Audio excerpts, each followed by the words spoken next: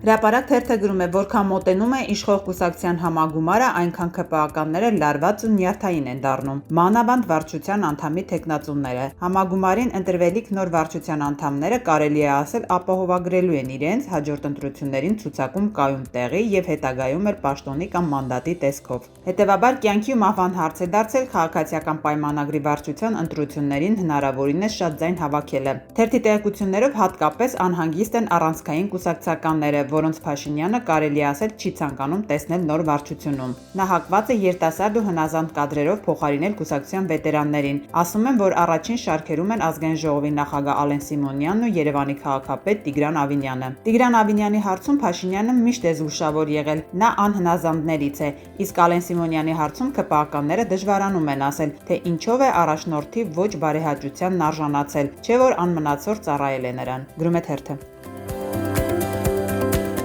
Ժողովուրդ օրաթերթը գրում է, կառավարության շրջանառության մեջ դրված իրական Հայաստանի գեղագիտության տեղորոշման եւ աջակցության հայեցակարգը ներկայացվում է որպես պետականության ամրապնդման, գեղագիտական չափորոշիչների սահմանման եւ միջազգային ներկայության ձևավորման միջոց։ Սակայն այս բարձրագույն ձևակերպումների հետևում վտանգավոր միտում է թաքնված՝ մշակութային դաշտի վերահսկում եւ խմբագրում, ըստ քաղաքական պատվերի։ Արդյունքում մենք կանգնած ենք վտանգավոր իրողության առաջ։ Պետությունը ոչ միայն վերաշարադրում է պատմությունը եւ նսեմացնում ազգային խորհրդանիշները, այլև փորձում է թելադրել, ինչպես պետք է մտածի ու արտահայտվի հայ արվեստագետը։ Գրում է թերթը։ Հրապարակ թերթը գրում է, հուլիսի 18-ից ՀԵՑ-ի ժամանակավոր կառավարիչ նշանակված ՔՊԱ-ական Ռոմանոս Պետրոսյանը թերթի տեղեկություններով մոտ 5 միլիոն 200 հազար դրամ աշխատավարձ է ստանում։ Պետրոսյանին բարձր աշխատավարձ վճարելու պարտավորությունը հանրային ծառայությունները կարգավորող հանձնաժողովի որոշմամբ դրվել է ՀԵՑ-ի սեփականատիրոջ Սամվել Կարապետյանի ուսերին։ Գրում է թերթը։